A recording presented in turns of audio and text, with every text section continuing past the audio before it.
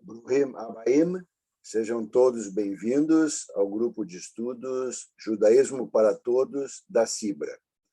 A palestra de hoje é Resistência e Resiliência Judaica na Segunda Guerra Mundial. É a parte 1 de 2 partes. E a continuação da palestra será no dia 1º de junho. Dr. Klaus Preger será o nosso palestrante de hoje. Ele é médico especializado em clínica médica e endocrinologia, com pós-graduação em medicina nuclear, medicina do trabalho, perícia médica e auditoria médica.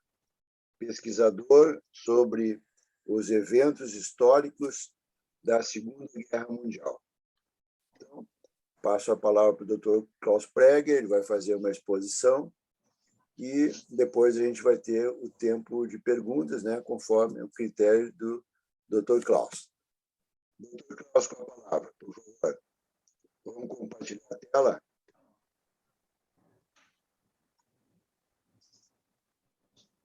Muito bem. Vamos ver. Então, deixa só a minha figurinha aqui, Carlos. Já está. Continuam todas as figuras aqui comigo. Entendi. Não, então cada um tem que ajustar. Eu acho que eu ajustei só o meu. Muito bem. Vai ficar aqui do lado. Bom, vamos falar então hoje sobre a resistência judaica no Holocausto, na Segunda Guerra Mundial. Eu já tinha feito essa apresentação com o patrocínio do Bnei Brit, que vocês veem aí o nomezinho do lado, há uns anos atrás, e eu resolvi reapresentar, e coincidiu hoje com o Yom HaShoah. O patrocínio hoje é da Comissão de Educação da CIBRA. Vejo vocês 27 de abril, esse ano, e 27 de Nisan caiu em 27 de abril, o Yom HaShoah, Dia da Memória. Começou agora, às 6 horas da tarde, a véspera, termina amanhã às 6 horas. É um dia de reverência em Israel, e, inclusive, durante o dia, há uns minutos de silêncio em que Israel para completamente, os transportes para, a indústria para, o comércio, enfim, ficam todos de pé em reverência aos 6 milhões de vítimas do Holocausto. A data é triste, mas a coincidência é muito feliz, que coincidiu exatamente com esse dia. 27 de Nisan caiu em 27 de abril. No dia de hoje, à noite, às 6 horas, acenderam esses dizeres que foram projetados sobre o edifício do Congresso Nacional, Holocausto Nunca Mais. Por que Holocausto Nunca Mais? Porque o judeu aprendeu a ser resistente, aprendeu a resistir, infelizmente, aprendeu na Segunda Guerra Mundial e aprendeu agora, novamente, não digo agora, mas por ocasião da independência do Estado de Israel, a Guerra da Independência, aprendeu também a combater e a exigir o que é seu por direito. Primeira parte, o sumário, nós vamos falar sobre a teoria da resistência, conceito, modalidades, exemplos.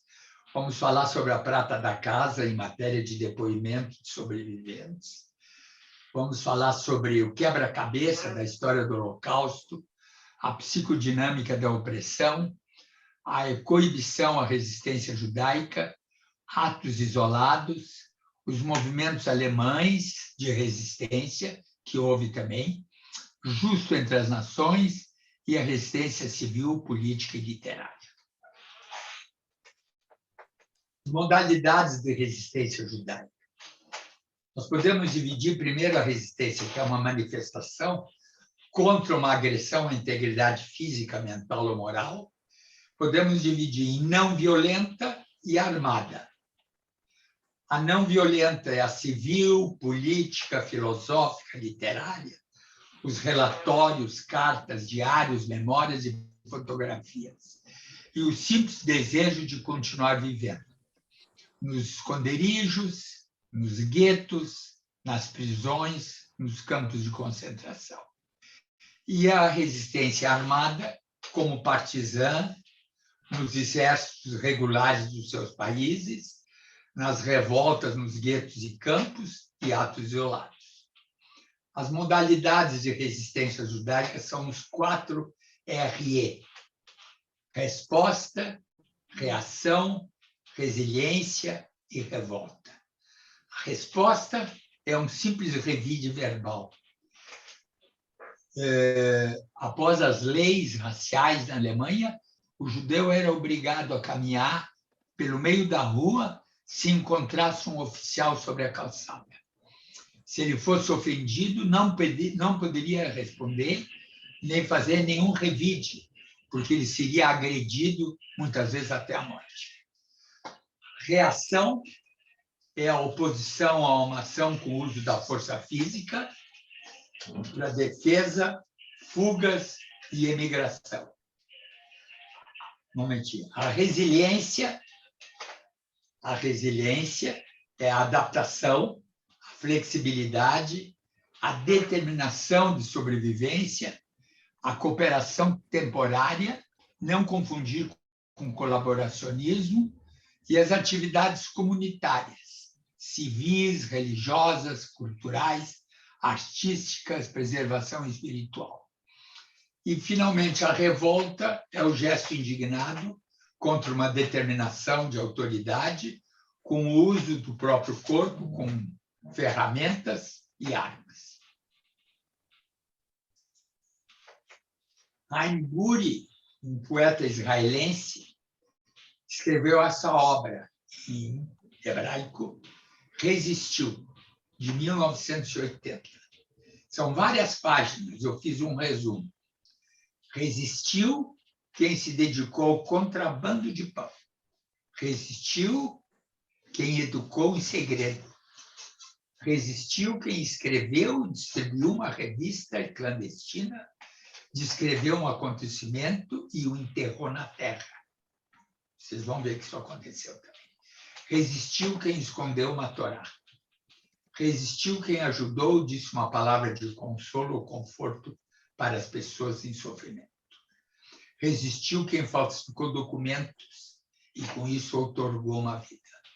Resistiu quem lutou nas ruas, nas montanhas, nos bosques. Resistiu quem se levantou e sublevou. Resistiu quem sobreviveu ou lutou para sobreviver.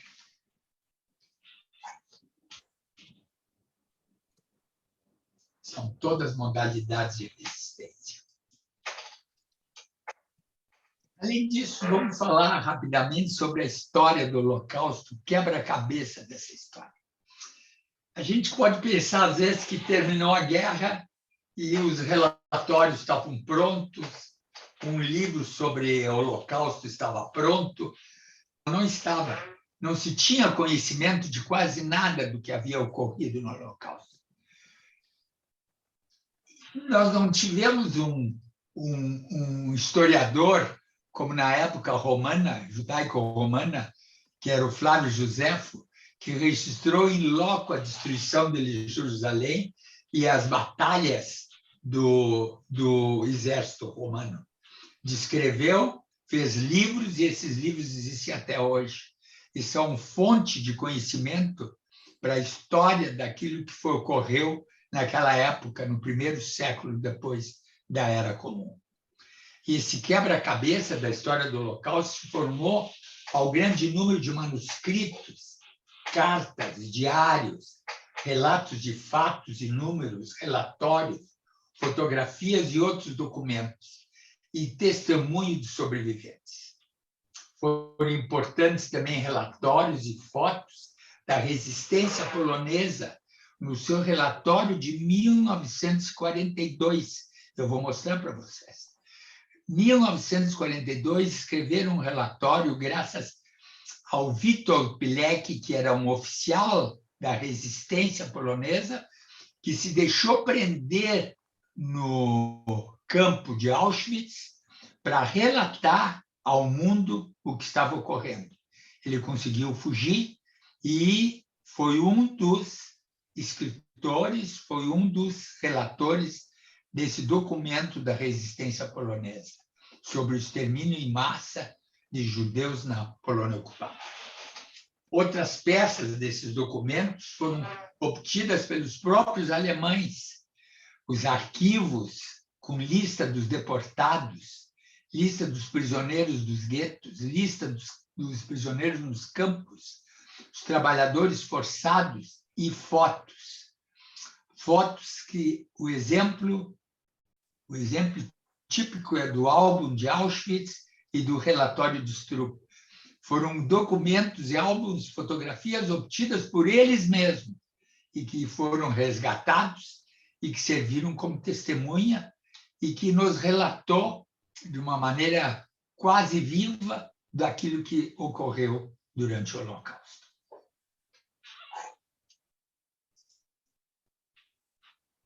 Um exemplo de resistência armada foi a resistência judaico-polonesa no levante do gueto de Varsóvia. Levante esse que começou agora, na data recente, se fez 79 anos o levante do gueto de Varsóvia, e representa um ícone da resistência judaica armada. O gueto de Varsóvia era uma área de 3,5 quilômetros quadrados, habitada no seu auge por quase 500 mil judeus. Foi estabelecido em 1940. Entre julho e setembro, a metade da sua população foi deportada para Deplinka ou assassinados no gueto a caminho do campo. Em 19 de abril de 43, há 79, quase 80 anos atrás, explodiu a revolta conhecida como Levante do Gueto de Varsóvia, quando restavam apenas 60 mil ocupantes. Usaram pouquíssimas armas fornecidas pela resistência polonesa e foi comandada por Mordechai Anielewicz. Os militares alemães demoraram 1 mês, 27 dias, para sufocar o levante, algo impensável naquela época. Stroop, que foi o comandante alemão, perdeu só 16 soldados, mas reagiu sem dó. Durante a revolta, mais de 13 mil judeus foram mortos e 50 mil deportados aos campos de extermínio. Mas ela representou um ícone, o ícone da resistência. Mesmo que todos tenham morrido, mostraram que o judeu não é uma ovelha a caminho do matador. Sabe resistir. E esse aí foi um exemplo da resistência judaica. Não foi a única. Vou mostrar vários outros exemplos. Mas esse foi o ícone da resistência judaica armada. Falei sobre fotos. O relatório Stroop, na época, as fotografias foram obtidas por oficiais nazistas, a mando do comandante. E esse aqui foi a capa do final do relatório, onde simplesmente ele declara: não existe mais nenhum cidadão judeu em Varsóvia. Esse foi o lema da capa que ele mandou ao comando nazista na ocasião.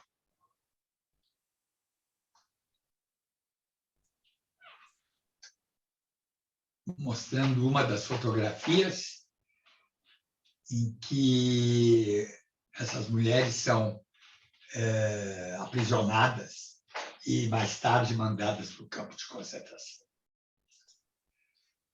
Outro ícone é o álbum de Auschwitz. O álbum de Auschwitz tem uma história toda especial que eu vou contar para vocês depois. Foi obtido também por oficiais, batido por fotógrafos, oficiais do Exército, da SS, a mando do comandante de Auschwitz da época, que era Rudolf Hess. Esses dois comandantes depois tiveram seu castigo. Foram os dois julgados, este, Rudolf Hess, e o comandante Stroop, que destruiu o gueto de Varsóvia, foram julgados em Varsóvia e executados.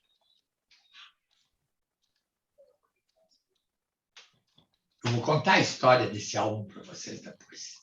Olha como ele foi encontrado. Essa é a capa original dele. Durante o Holocausto, 20 a 30 mil judeus atuaram como guerrilheiros. E entre eles, 3 mil mulheres. Lutaram contra nazistas nos guetos, nos campos de concentração e de trabalhos forçados, nas unidades de resistência.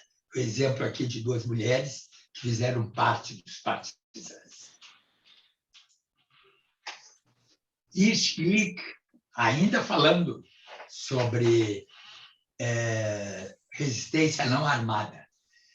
Hirsch Glick, poeta judeu nascido em Vilna, em 1922, ele escreveu a letra dessa canção, que se tornaria o hino dos partisanos judeus. Sag nicht keinmal. Não diga nunca mais. Vamos ver se nós conseguimos ouvir uma partezinha dessa canção. Interessante.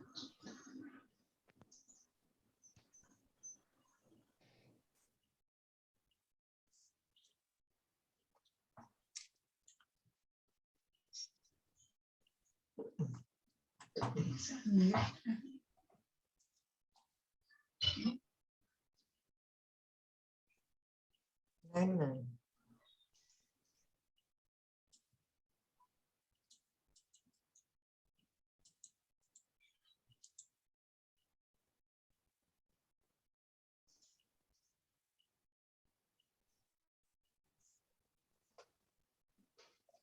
Estou conseguindo, mas vamos ver.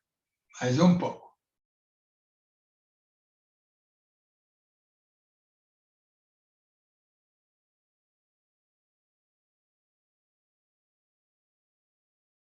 Aqui.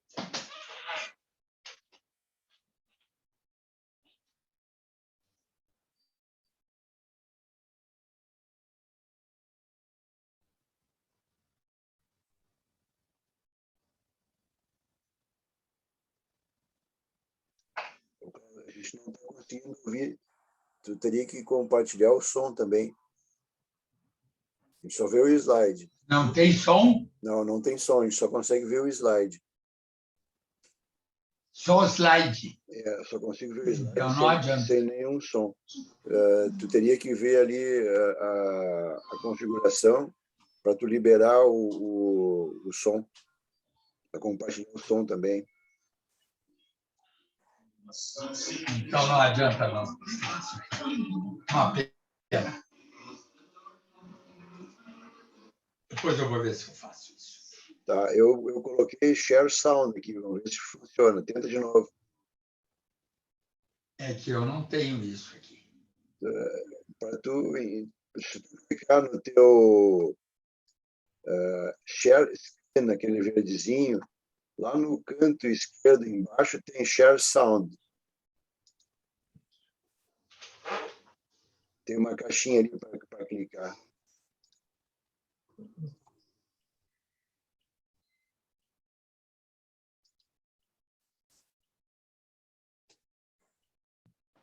Não. Não deu? Bom, então Deus.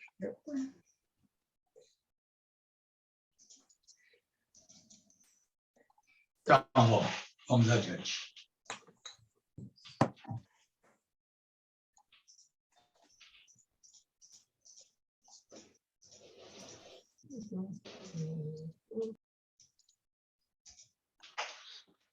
Alguns exemplos de resistência não violenta. Todo mundo conhece o diário, já ouviu falar do Diário de Anne Frank. Foi publicado em 40 países, resgatado por seu pai, Otto Frank, que sobreviveu, e mais de 50 milhões de volumes do diário dela foram vendidos pelo mundo. Foi lido por mais de 150 milhões de pessoas. Um verdadeiro best-seller, né?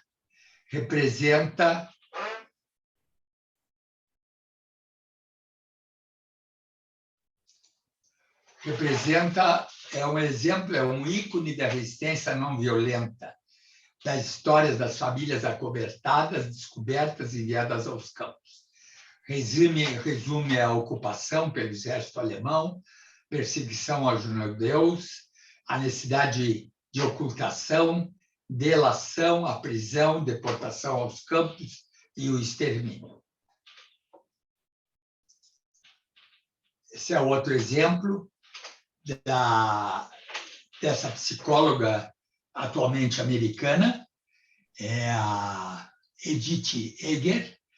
Ela era dançarina em Auschwitz e o livro dela se chama A Dançarina de Auschwitz. E ela resistiu, ela sobreviveu, foi aos Estados Unidos, se formou em psicologia e escreveu vários livros de autoajuda. E o lema dela era o seguinte: pare de se queixar e vá viver sua vida. E ela hoje está próxima dos 100 anos de idade, se ela continua viva, não tenho certeza, mas há diversos livros que são lidos pelos sobreviventes, ainda existentes sobreviventes do Holocausto, e por sobreviventes das diversas guerras que os Estados Unidos se meteu depois da Segunda Guerra Mundial. Soprano judia Vania Fenelon teve a sua vida poupada por sua voz. Durante 2 anos em Auschwitz, ela tocou e cantou para oficiais nazistas e presos que caminhavam para a câmara de gás. Terrível, mas ela sobreviveu. Ela escreveu livros sobre a vida dela. E essa outra moça aqui era uma violinista, também fez parte da orquestra, era dirigente da orquestra, mas essa moça, que é a Alma Rosé, não sobreviveu. São exemplos de resistência não armada. As orquestras de Auschwitz, orquestra masculina, orquestra feminina. A literatura sobre a Fania e sobre a Alma Rosé. Violinista de Auschwitz, orquestra, a pianista, a história dela, da Alma Rosé, e assim por diante. Olha só esse caso aqui. Uma sobrevivente do Holocausto, fez 104 anos, celebrou com a família na frente do Muro das Lamentações, do muro, e rodeada do cótel, rodeada por 400 descendentes. Tinha 400 descendentes nessa ocasião.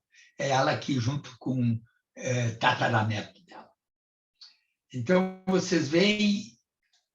Vamos ampliar aqui. Olha só.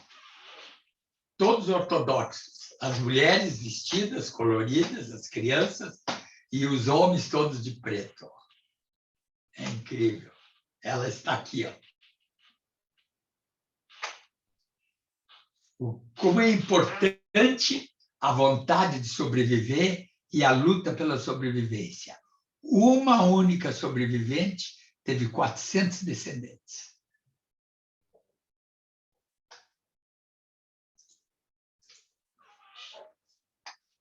Os relatos foram relatos que revelam os momentos finais das vítimas do Führer. Foram escritas em 1944, enviadas pelas vítimas a seus familiares, mostram os últimos momentos da Segunda Guerra. Foram recolhidos os fragmentos e organizados por pesquisadores do Memorial Yad Vashem. E isso tornou-se um volume muito importante. As cartas dos últimos momentos dessas vítimas do Holocausto.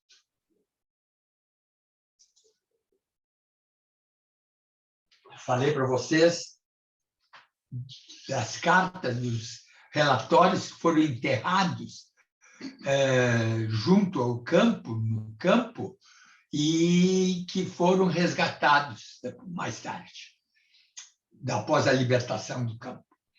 Esses aqui guardaram num estojo de couro, enterraram relatórios que fizeram, diários, sobre o que acontecia dentro do campo.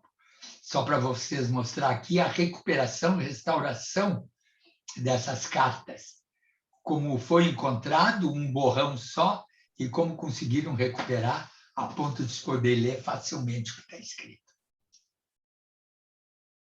Tudo isso são documentos que compuseram, que integraram o quebra-cabeça que foi o conhecimento dos fatos do Holocausto logo depois da guerra. Fotos tiradas pelos próprios prisioneiros e mandados para fora do campo, clandestinamente. Aqui, ó, o momento que estão cremando corpos. Terrível. Já falei sobre o quebra-cabeça, que nós não tínhamos um repórter, nós não tivemos um repórter da TV em loco descrevendo o que acontecia, como nós temos nas guerras de hoje, repórteres no local descrevendo tudo o que acontece. Na época nós não tivemos isso, não tivemos nenhum Flávio Josefo acompanhando os exércitos alemão ou acompanhando um grupo de partisãs.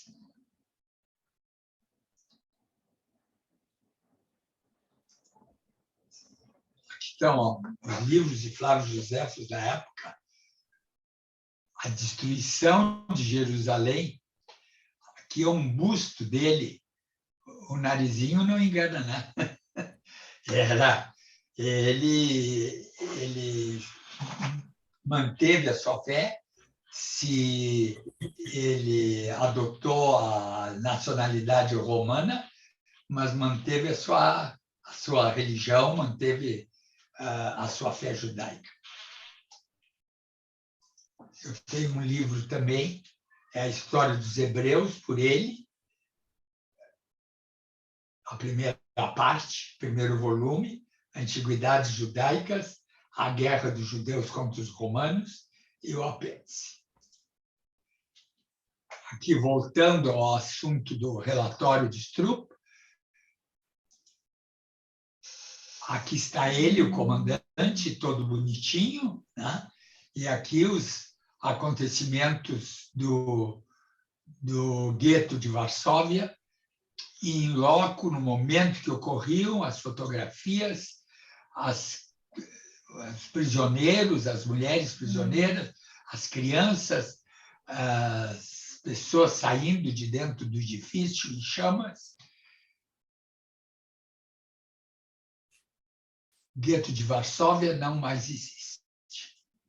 Ficou assim o gueto de Varsóvia, a última fotografia do relatório. 27 dias depois da resistência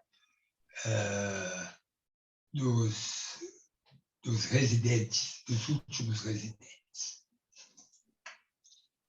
Assim ele começou, assim ele é todo bonitinho, comandante, todo poderoso, e assim ele terminou, no banco dos réus.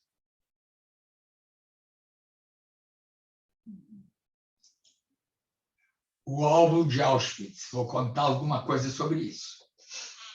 A dona Lili Jacob, foi uma prisioneira em Auschwitz e, pouco antes do campo ser libertado, ela foi obrigada a tomar parte na marcha que os prisioneiros do campo que ainda podiam caminhar foram obrigados a participar, caminhando desde aquele campo que ia ser liberto, que ia ser libertado pelo exército russo, caminhando até, não havia condução, até o interior da Alemanha, para os campos de trabalho forçado ou para as indústrias de trabalho escravo.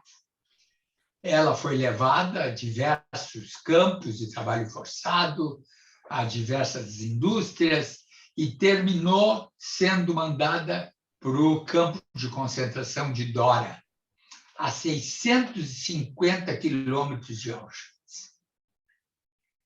Dora foi libertada pelas forças aliadas e a Lili Jacob foi libertada, começou a ser tratada, a sua desnutrição, as suas doenças, e enquanto ela era tratada, ela passeava pelo campo e encontrou num dos pavilhões um armário, abriu o armário e encontrou um objeto todo empoeirado, ela limpou, era um álbum de fotografias.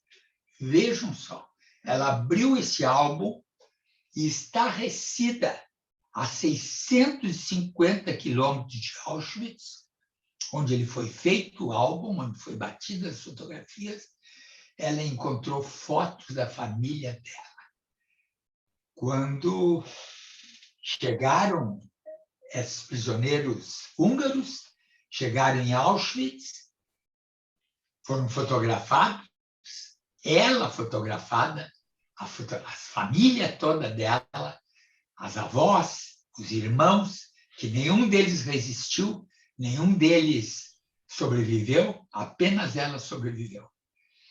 Encontrou esse álbum, estarrecida, guardou o álbum, escondeu o álbum, e quando imigrou para os Estados Unidos, levou junto, sem que ninguém soubesse. Mas essa história se propagou e a residência dela se tornou um centro de peregrinação de todos os sobreviventes húngaros que queriam saber se nesse álbum existia alguma fotografia da família. Até que um deles, um repórter americano, conseguiu convencê-la de presentear ao Yad Vashem, uma vez que não havia nenhuma razão para ela continuar com um objeto tão importante. E aqui está Lili entregando o álbum ao Yad Vashem em 1980, 35 anos após a libertação. Algumas fotografias desse álbum, os vagões chegando.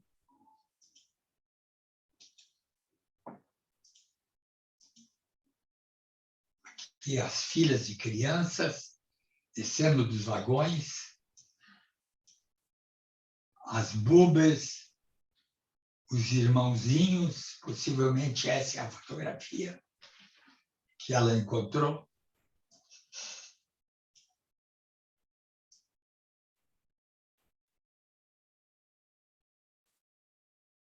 E aqui está.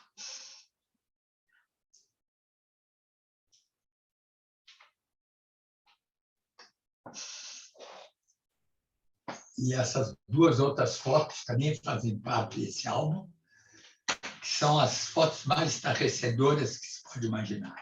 Numa delas, a seleção das vítimas, uma fila daqueles que poderiam trabalhar e daqueles que eram considerados inúteis, que eram especialmente as mulheres com seus filhos, com as suas crianças, tanto ainda no abdômen, dentro do útero, como as crianças sendo levadas no colo e carregadas pelas mães. A fila dessas mães com as crianças em direção à Câmara de Gás. Vou te mandar agora. Hã?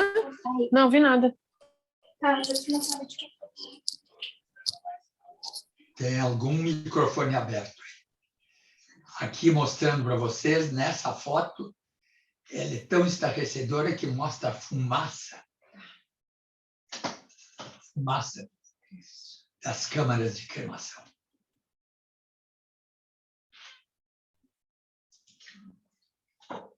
O relatório da resistência polonesa de 1942 foi mandada para as Nações Unidas, para o Centro das Nações Unidas, e foi simplesmente arquivado, engavetado, e ninguém deu a importância devida ao relatório de 1942, a exterminação em massa de judeus pelos alemães na Polônia ocupada. Desde 1942, os Estados Unidos, as Nações Unidas, sabiam do que acontecia no Holocausto. Esse foi o oficial polonês, Witold Pilek, que se deixou prender no campo para poder descrever o que lá acontecia. Quando terminou a guerra, o governo comunista da Polônia considerou ele um traidor e foi executado. Hoje ele é considerado o grande herói da resistência polonesa. O governo comunista executou, julgou como traidor, não se sabe como, traidor da causa polonesa, traidor deles, da causa comunista, isso pode ser, traidor da causa polonesa, e foi executado. Os diários, que diário de Anne Frank não foi o único, tem diário de Rutka, diário de Peter Ginz, são de meninos, adolescentes, que escreveram sobre a sua experiência na ocupação. Relatórios de testemunha, um exemplo, o Inferno de Sobibor. E a literatura da Prata da Casa, aqui da Cibra. A história da Herta Speer, escrita pelo Taylor Diniz, a história de Sonia Svirsky, escrita pelo filho, a história aqui do Simcha, escrita também pelo filho, sócio da Cibra. Eu não sei se ainda é vivo ou não. A história da família do Mário Leiser. Aqui vários artigos sobre os fundadores da Cibra, em terras gaúchas. Prata da Casa, bem da casa aqui, escrita por mim. A história dos médicos judeus que migraram da Alemanha, da Áustria e da Hungria nos primeiros anos da Alemanha nazista, em razão das leis sociais, e vieram exercer a sua profissão aqui no Rio Grande do Sul. Salomão Smolaniov foi um falsário que era prisioneiro em Sachsenhausen, e a especialidade dele era falsificar, e foi usado pelos alemães para falsificar libras esterlinas, que não foram nem reconhecidas pelas autoridades fiscais inglesas. Foi libertado pelos americanos, e, na época, ele falsificou documentos de imigração dos judeus que tentavam ir para a Palestina. Ele veio terminar em Porto Alegre, onde ele, inclusive, pintava e falsificava pinturas de pessoas famosas. Faleceu aos 80 anos e está enterrado no cemitério do Centro Israelita de Porto Alegre. Aqui está ele, o livro que conta a sua história, e aqui um quadro desenhado por ele, de algum autor famoso, de algum pintor famoso que falsificou. As moedas, as notas de libra esterlina, falsificadas por ele também. Projeto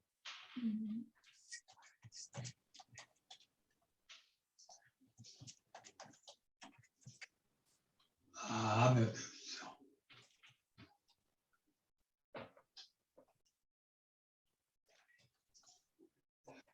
Aqui o projeto de preservação da memória judaica do Instituto Cultural Judaico Marc Chagall. São os livros das histórias de vida dos sobreviventes, aqui com moradia no Rio Grande do Sul.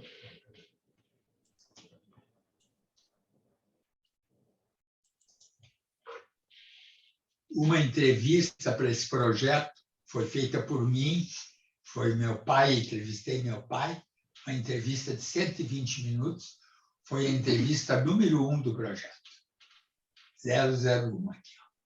Você pode ver, 001, Alexandre Preger, eu fui o entrevistador. Documentos da história oral escrita e visual dos sobreviventes. Onde se encontram esses documentos? Se encontram em diversos museus. O Museu Shoah, o Museu das Testemunhas do Holocausto, da Universidade de Yale, dos Estados Unidos, o Museu Steven Spielberg, do Arquivo de Vídeos, o Museu do Povo Judaico, Beit Haftzot, em Tel Aviv, e o Yad Vashem, em Jerusalém. São os principais museus.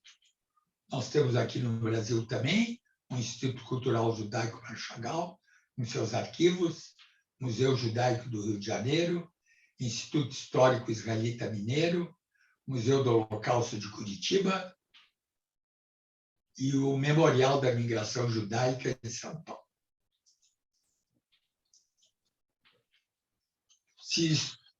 Quem estuda a resistências.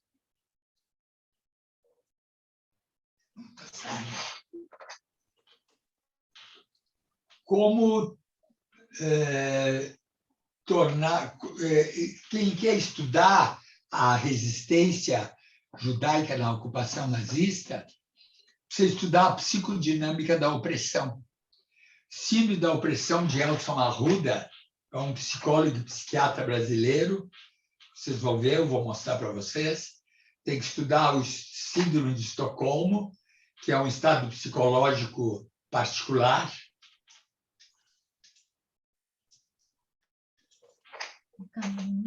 Em que uma pessoa é submetida a uma tortura prolongada, a uma intimidação, e passa a ter simpatia e até mesmo amor e amizade perante seu agressor. A Psicologia do Oprimido, de Paulo Freire. Características da opressão e do aniquilamento moral e físico. Submete a física, submete a vítima a uma fome sistemática pela oferta do mínimo de calorias, terror e submete ao terror e ao temor permanente, submete ao trabalho escravo, submete à monotonia da vida cotidiana, horas insuficientes de sono, separação brutal da família,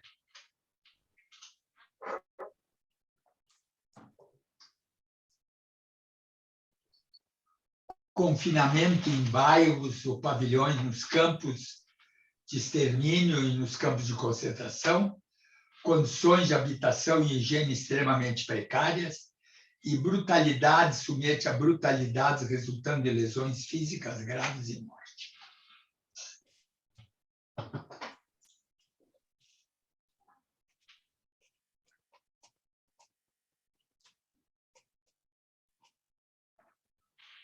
Não sei por que não sai isso aqui.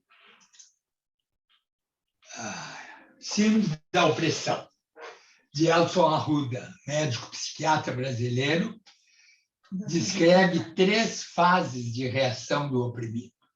A fase de choque, perplexidade iniciais, não sabe o que fazer e se deixa levar pelas circunstâncias. Fase de adaptação ou retratos por humilhação, apatia, onde há uma adaptação física e mental e moral. Fase da revolta ou tentativa, nem sempre possível, de libertação. A impossibilidade gera um intenso conflito e depressão. No final, há uma resignação mental e religiosa. Pega a alma a Deus.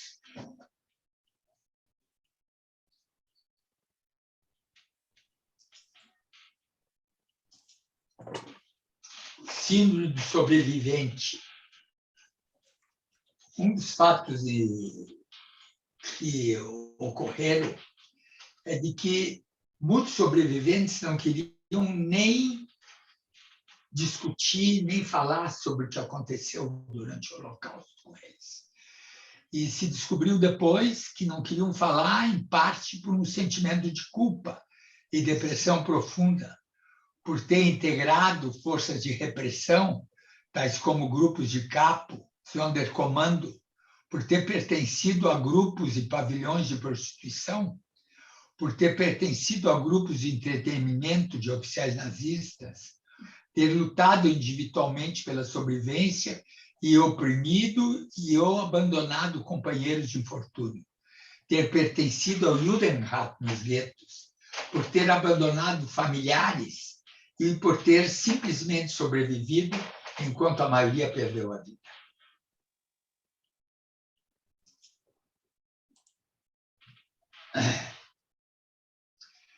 Agora eu faço umas perguntas. Como poderiam os judeus formar uma resistência à ocupação nazista em seus países e nos seus shtetls, quando formavam um grupo de minoria civil desarmada e pacífica, não possuíam um Estado independente, eram espalhados pela Europa, pelas grandes cidades e no interior e em shtetls, eram desprezados e odiados na maioria dos países onde habitavam.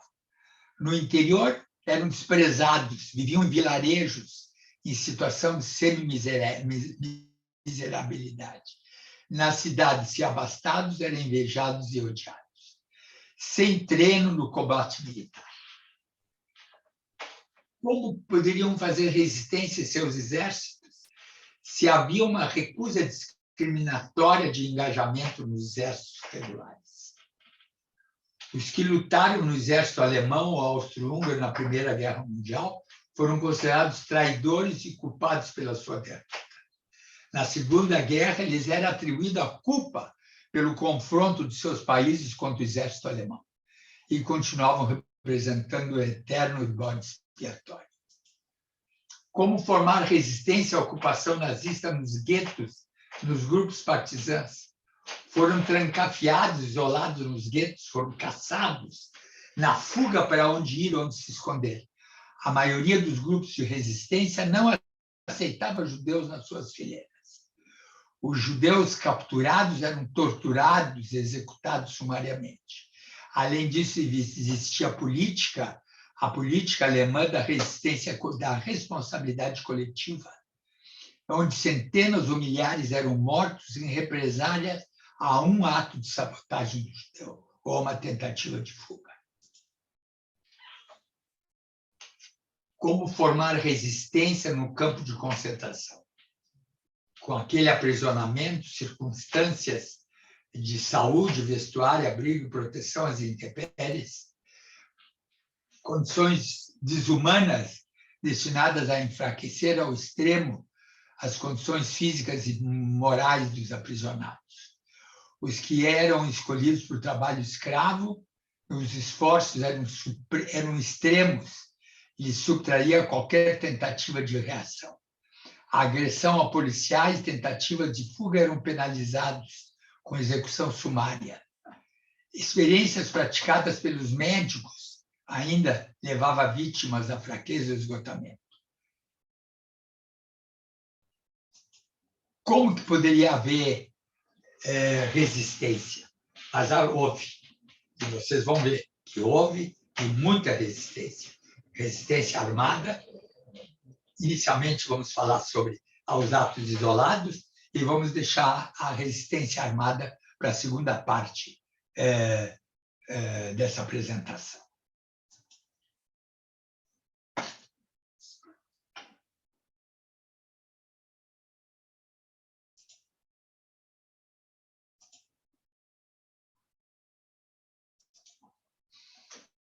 Herschel Greenspan, um jovem polonês de 17 anos, cujos pais foram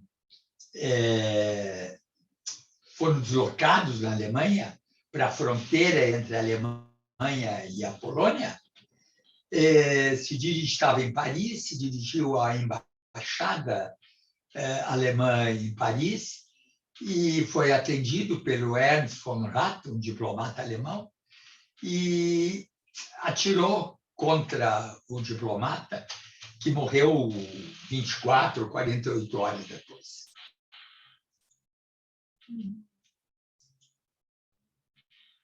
O resultado disso, a represália, foi a Kristallnacht, o pogrom a comando pelo Gestapo e da SA contra os negócios, sinagogas da comunidade judaica da Alemanha, especialmente Berlim e Viena. Foi perpetrada pela SA em trajes civis, destruíram centenas de sinagogas, 7.500 estabelecimentos comerciais, centenas de lares, cemitérios profanados, centenas de judeus assassinados e 30.000 foram aprisionados e enviados mais tarde aos campos de concentração. Isso represália a um único ato isolado de um rapaz contra um diplomata alemão.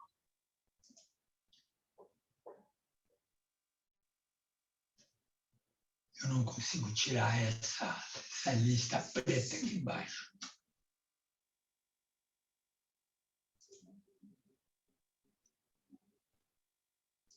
A gente não vê lista preta. Vocês não veem? Não. Vemos Vocês o não slide. veem essa lista? Não, a gente vê o slide muito Slide, não? Muito bonito o slide. Melhor. Tá. Resistência judaica civil, literária e política. Escrever também é uma forma de resistir, deixar a prova dos crimes nazistas. Os judeus intelectuais tiveram que migrar urgentemente ou seriam simplesmente deportados aos campos. Albert Einstein, Sigmund Freud, Stefan Zweig, Hannah Arendt e outros, Martin Buber, conseguiram emigrar a tempo. A própria escola de Frankfurt, de intelectuais, tanto judeus como não judeus, também tiveram que emigrar em tempo, principalmente para os Estados Unidos e Inglaterra. Elie Wiesel, Primo Levi, Viktor Frankl sobreviveram aos campos. Anne Frank e Ruth Kalasky se completaram nos seus diários de adolescentes vítimas do grande mal, que era o nazismo. Chaim Weizmann, Ben-Gurion, baluarte da criação do Estado de Israel, emigraram para então Palestina. Então, isso foi uma resistência, foi a imigração em tempo para salvar a sua vida e continuar cooperando com a resistência de outra maneira. De 1935 a 1938,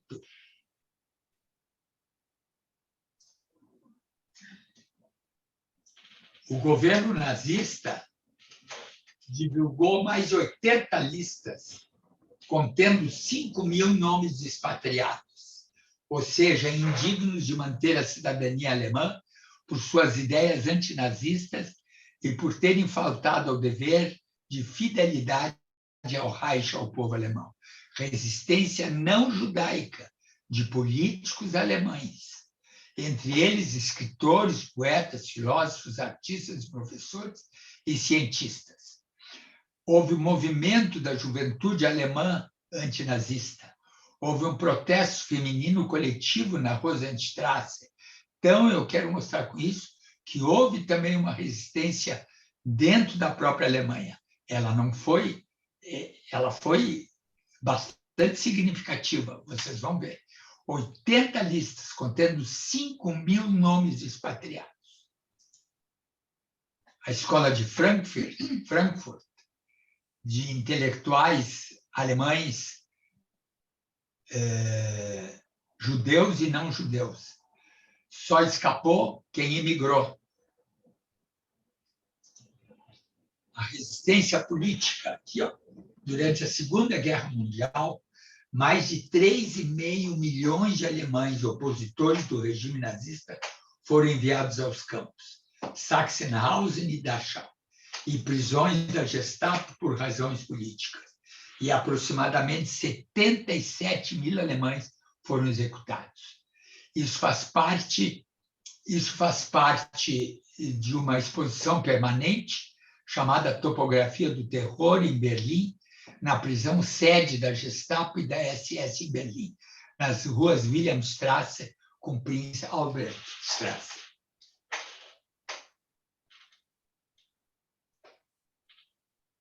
Três e meio milhões de alemães opositores do regime foram enviados aos campos. Movimentos alemães de resistência à dominação ocorreram na própria Alemanha, movimentos dos jovens, da juventude, Weiße Rose, Rote Kapelle, Edelweiss Pirata, foram todos movimentos da juventude, terminaram todos sendo executados.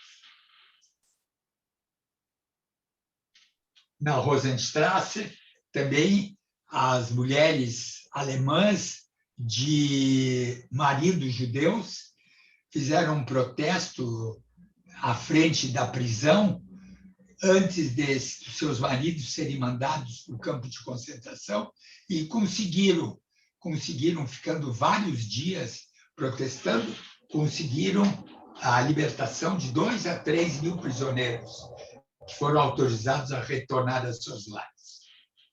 Em geral, eles sobreviveram, esses aí sobreviveram ao Holocausto, que foram os maridos judeus de mulheres arianas, entre aspas. Justo entre as nações, homenagem de Yad Vashem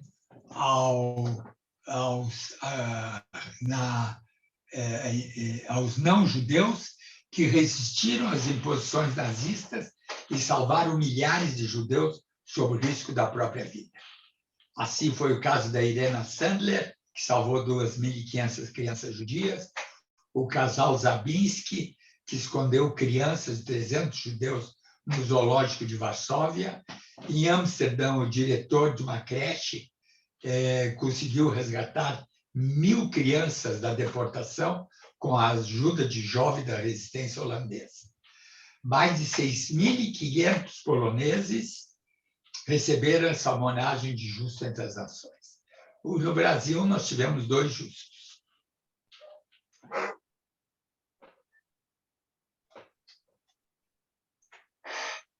Foi a Aracy Carvalho,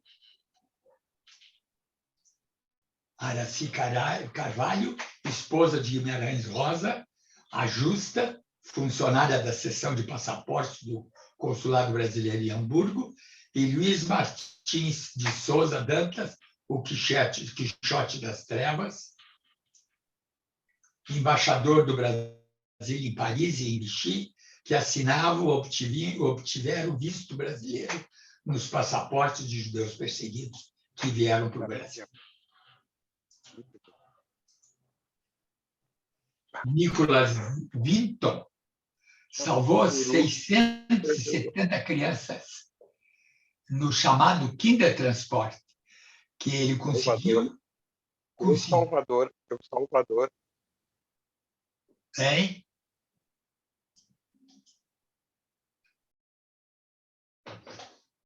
Tenho. Quem é que falou aí?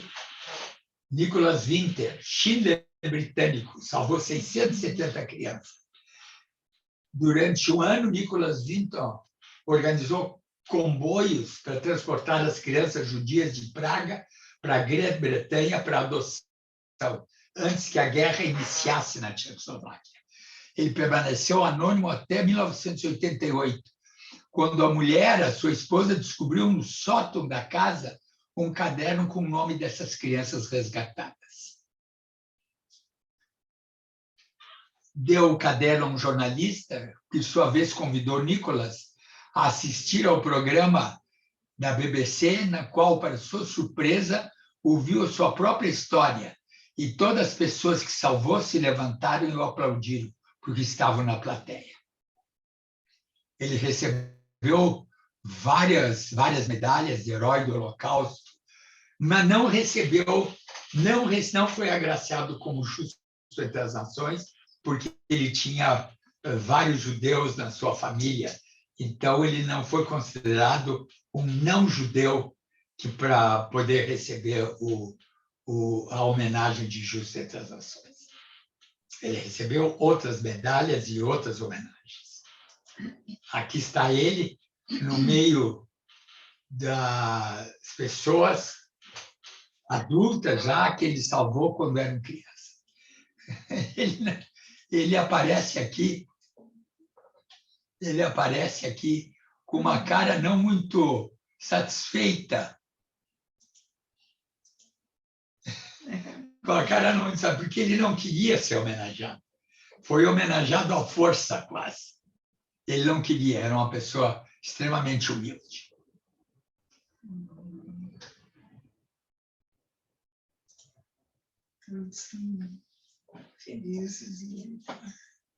Ainda não. A resistência nos campos de concentração.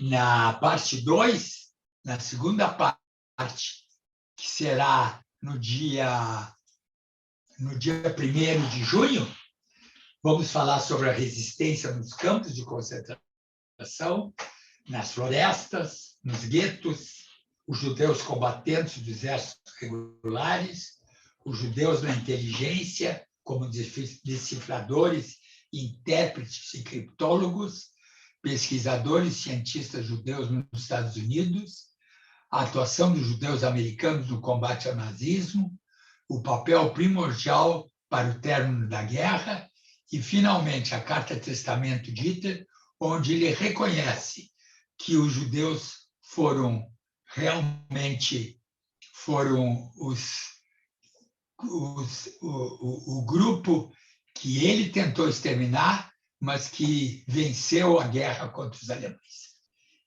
Na Carta Testamento, ele reconhece isso. Eu vou mostrar para vocês. Então, nesse momento, eu faço um intervalo na palestra até dia 1º de junho. Muito bem. Parabéns, parabéns, maravilhoso. Emocionante. Beijo. Parabéns, Klaus. Muito informativo, muito bom, muito didático. Excelente. Obrigado. Vamos retirar esse slide para a gente poder se ver melhor. Como é que é? Tirar? E só retirar a apresentação. Ok, aí sim a gente consegue se ver. Klaus, eu queria te agradecer e te dar os parabéns pela palestra. Eu já tinha assistido essa palestra uma vez e ela está melhor ainda. Procura melhorar sempre. Não, está ótimo. Ele colocou ali, revisada e toda ela aumentou revisada. assim, eu também ouvi a primeira vez. Muito boa. Estava ótimo. Elogio. Mais uma vez, nossos parabéns. Muito obrigado. Fazemos o melhor. Muito bom, Klaus. Também me somo ao coro dos que te agradecem por fazer esse trabalho, esse resgate tão importante, né, dentro da comunidade de Porto Alegre, da história do Holocausto. E eu que estudo esse tema também há tantos anos, tanto em Israel como aqui. Inclusive, estive no Exército de Israel 2 anos e meio, né? Servi no Exército de Israel 2 anos e meio. São poucas as pessoas que serviram no Exército de Israel aqui na comunidade porto-alegrense. Eu conheço talvez dois. A gente conta no dedo. segundo. Talvez. O outro é da tua família, né, Klaus? Exatamente. Eu sei. Então, eu já tinha te falado nesse livro aqui, ó, que é o livro que circula lá na comunidade paulista, em São Paulo, chamado O Holocausto. Esse livro foi distribuído por os Morim de hebraico, cultura hebraica, lá nas escolas de São Paulo, como leitura obrigatória. E ele é um livro que está aí, né? Eu te falei, tu conseguiu. E esse é um livro que renova muito desse conhecimento, né? Porque depois que caiu o muro, depois que a ex-União Soviética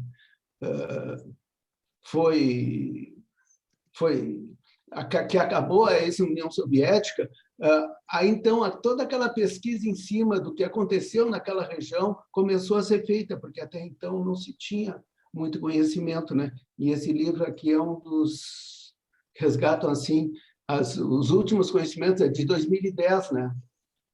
E esse livro nos mostra que ele afirma que provavelmente não houve uma cidade e um campo onde não houve revolta, porque antes a gente tinha um conhecimento de que foram muito poucas as revoltas, como tu falou, era muito difícil se revoltar, mas as últimas pesquisas mostram que nas pequenas cidades, nas grandes cidades, nos campos de concentração, como tu falou recentemente, houveram revoltas, e só agora é que a gente fica sabendo delas, tá bom? Então, eu te agradeço, porque é um tema caro a todos nós, e especialmente no dia de hoje, né? Muito obrigado.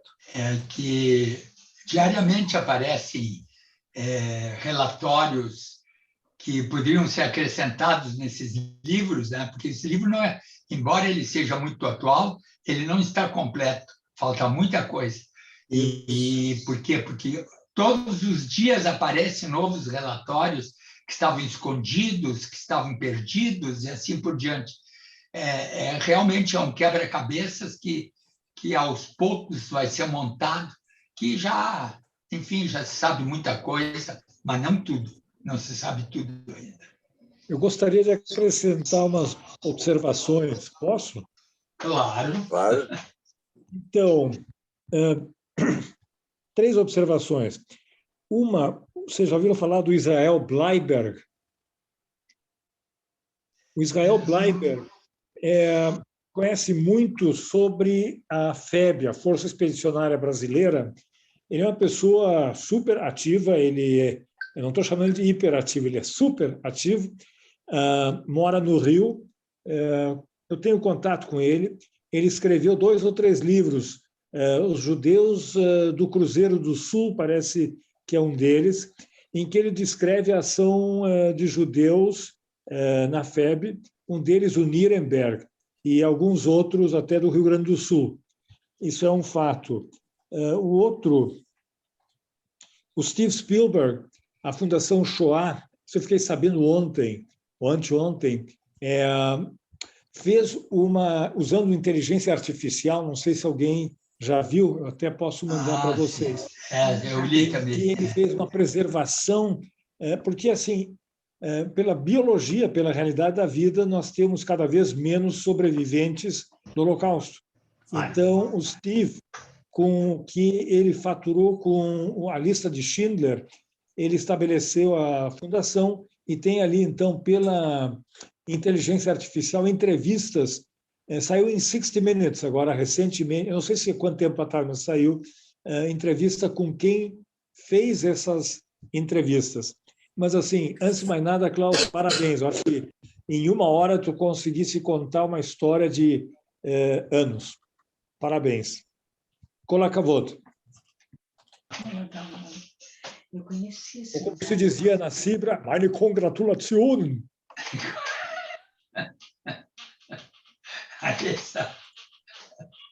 Essa pronúncia aí eu não entendi. O que é? Como é que tu disseste? Meine Congratulationen. Meine Congratulationen. Tá bem, agora sim. Tá bom. É o que eu diria para o teu pai também. Aliás, o novo projeto do Instituto Cultural Judaico, Arte Chagall, O novo projeto é entrevista com os filhos dos imigrantes, com os filhos dos refugiados, com os filhos. E eu já sou o primeiro a ter que fazer dessa vez vão fazer a entrevista comigo. Não sou eu que vou fazer com meu pai, mas vão fazer a entrevista comigo. Já chegou a minha vez agora. O Mário gostaria de falar também. Mário Laser. Klaus, em primeiro lugar, parabéns. Maravilhoso, como sempre. Só para contar um fato, eu estou, inclusive, me preparando para escrever um segundo livro sobre essa família que chamava-se Família Schmidt. O patriarca era primo irmão da minha mãe. Eles moravam mais ou menos na mesma zona, tinham 4 filhos, 2 meninas e 2 meninos. Quando tu falaste no Kindertransport, que vamos dizer, o assunto principal desse livro, vocês imaginam a sensação de uma mãe carregando um filho de 6 anos e outro de 18 anos, entregando simplesmente para um trem e sem saber para onde é que essas crianças vão, se vão ver essas crianças ainda na vida. Exatamente, os 2 filhos foram depois levados para Israel, lutaram, inclusive, na Guerra da Libertação, um, inclusive, perdeu o olho, fizeram nome lá. E as 2 filhas e os pais morreram em Auschwitz. É isso aí. A triste história, das muitas que já aconteceram. É incrível a história desse Schindler britânico, como ele é chamado, que eu acho que ele era britânico, mas foi na Tchecoslováquia que ele fez a exportação dessas crianças, quase 700 crianças que ele conseguiu um novo lar na Inglaterra. Essas crianças foram criadas pelos novos pais e muitas delas nem sabiam da origem delas, achavam que eram filhas da família mesmo. Mas esse repórter, quando tinha a lista, foi fornecida pelo próprio Nicholas, era o nome dele, foi fornecida por ele. Foi fornecida, não, ele guardou essa lista, ele não queria divulgar, mas o repórter, com essa lista, encontrou um grande número de sobreviventes, de adultos que tinham sido salvos na ocasião, que tinham sido transportados, e esses constituíram a plateia do acontecimento da BBC. O homem nem sabia que ia ser homenageado, mas começaram a contar uma história e ele se lembrou que a história era dele mesmo, né? E aí, quando terminou, todos se levantaram, bateram palma para ele homenagear. Ele não gostou muito, nós vimos na cara dele, não era de muito amigo, não. Ele era um homem muito modesto, envergonhado, ele se envergonhava das coisas, né? Mas olha só, né? Como foi importante. Certamente, se tivesse permanecido na Tchecoslováquia, essas crianças teriam perecido. Klaus, tu falou na Edith Heger, que é a bailarina de Auschwitz. Eu acompanho ela no Facebook e as postagens dela são maravilhosas. Ela tem esse trabalho, que ela é psicóloga, né? Aquela que tem quase 100 anos que tu falou. Quase 100 anos já, exatamente. E ela é maravilhosa, ela faz postagem, agora na pandemia, ela fazia postagem todas as semanas, ensinando como as pessoas têm que resistir, como têm que lutar, como ela resistiu, né? Exatamente. Então, eu dou essa dica para vocês, coloquem o nome dela no Facebook, peçam para ser amiga dela, vocês vão ver que as palestras, os textos dela são maravilhosos. Edith Heger. Vários livros de autoajuda. Pare de se queixar e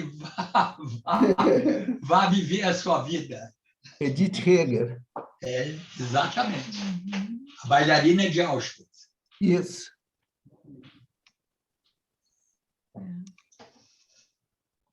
Muito bem. Tchau, pessoal. Boa noite. Boa noite. Boa noite. Klaus, mais uma coisinha, Klaus.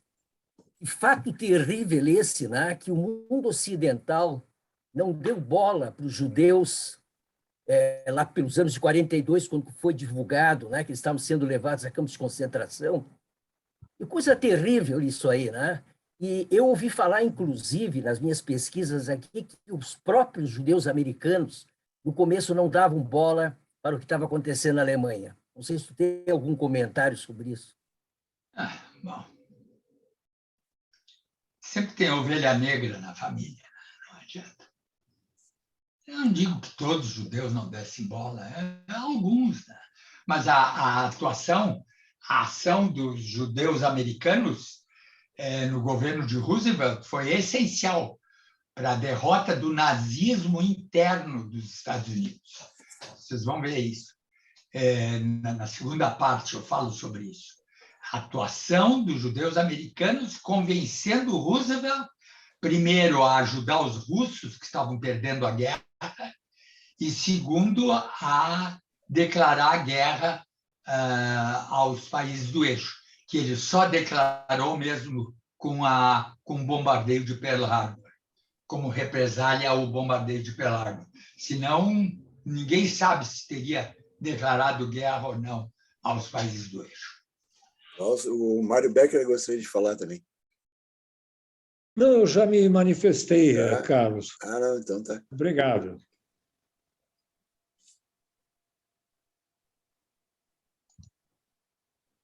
Tanto é que os americanos sabiam tão bem dos campos de concentração que não bombardearam nenhum deles. Já sabiam com antecedência. Verdade. Se deram bombardearam alvos na proximidade de Auschwitz e não foram capazes de bombardear Auschwitz mesmo. Teriam bombardeado as câmaras de gás, poderiam ter bombardeado as linhas de trem, teria parado a deportação dos judeus húngaros, teriam salvo no mínimo 400 a 500 mil judeus húngaros, se tivessem bombardeado as linhas férreas que levavam os judeus da Hungria até Auschwitz. A Alemanha não teria capacidade de reconstruir as linhas férreas. Os alemães conseguiram matar judeus até o último dia. Conseguiram mandar para os campos de concentração, já tinham perdido a guerra, estava na cara que já perderam a guerra e continuavam matando judeus paranoicamente.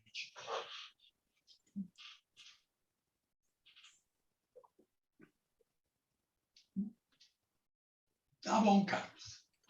Então tá, Klaus. Klaus, te agradeço mais uma vez pela palestra e já ansioso já para a gente ver a segunda parte. Tá bem. Muito legal. Bom, Muito pessoal, bem. na semana que vem a gente não vai ter o encontro, porque é o Yom HaZikaron, né, que é o dia da lembrança, né, o dia da lembrança dos soldados mortos e vítimas de terrorismo. E, em seguida, entra o Yom Ha'atzmaut, que é o dia da independência de Israel. Então, a semana que vem a gente não vai ter grupo, né, devido a essas duas datas, né, que são, inclusive, feriado em Israel. Eu até queria contar que uma vez eu estive lá, deixa eu ver se tem mais alguém aqui que estava lá naquele dia. Não, do grupo só eu.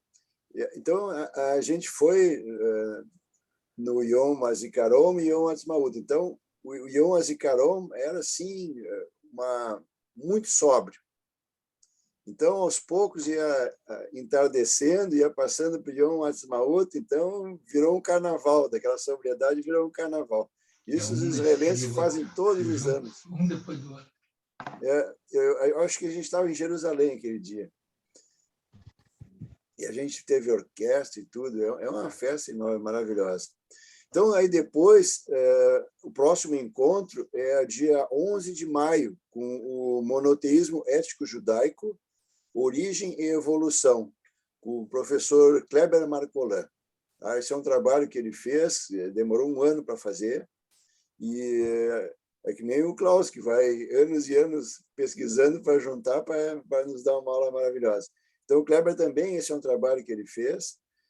Depois, dia 18 de maio, a gente vai ter o Espinosa, né? Nosso queridíssimo Cláudio Walter, que está no grupo. E eu queria aproveitar a ocasião e fazer um convite em público aqui, que não pode ser negado. Eu gostaria de convidar o meu grande amigo Mário Laser para apresentar uma palestra sobre o livro Rufar dos Tambores para o nosso grupo. O que tu acha, Mário? Pode ser, mas no segundo semestre, eu vou viajar agora. Justamente isso. Eu estou viajando para o exterior, acho que só volto em junho. Então, para o segundo semestre a gente combina. Opa! Tá, eu vou te dar as datas disponíveis. Quer me levar junto, Mário? Vamos lá, vamos lá. Eu vou para um congresso. Tem problema. Congresso de Pediatria. Vamos lá. Tá bom. Vai voltar para os velhos tempos. Essa viagem é só para os doctors. Só para os doctors. O Mário está aí, o Mário sabe disso, exato. Então tá, minha gente. É isso aí, pessoal. Não, tá aceito. Tá, muito obrigado, então, Mário Laser, pela abraço para palestra. todos. Tchau. Boa noite, obrigado. Foi maravilhoso, Klaus. Boa noite, obrigado. Boa noite.